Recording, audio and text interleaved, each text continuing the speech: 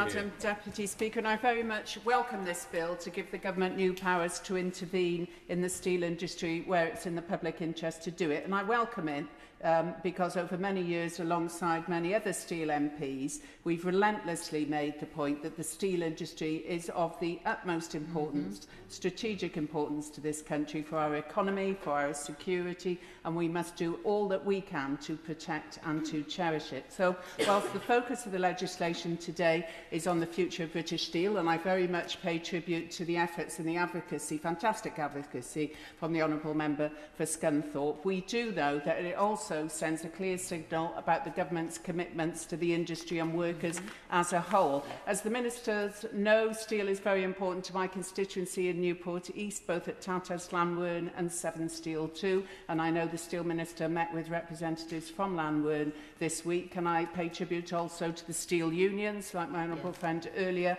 particularly Community and GMB, which I'm a member of, and also Reg Guttridge, who's the newly elected National Chair of Community Union, and I know will be an excellent advocate.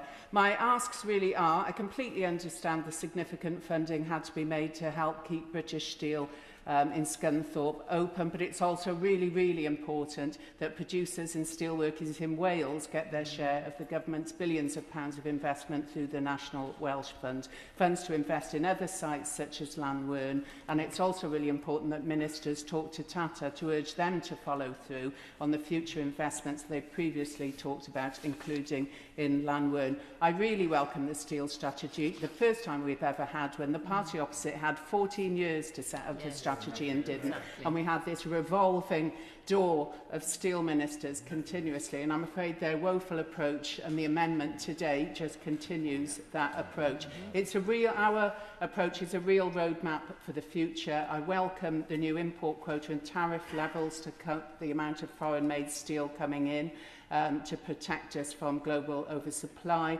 but there are concerns, as others have mentioned, that downstream plants the import quotas for galvanised steel and hollow sections allow too much leniency for highly subsidised products from non-EU countries to come into the UK market and undercut manufacturers such as at Llanwern. So I really ask the Minister to look at that. Ministers will also be aware of the industry's concern about the timing and design of UK CBAM, so I'd be really keen to hear more about that. And on procurement, like my honourable friend said, we're doing great work on procurement, and it's a big part of the steel strategy. But I am aware from Severn Steel, who have proved over and over again they can supply high quality products for HS2, but are still seeing some contracts for foreign-made steel being made. So please can we check into that and raise it with HS2 too.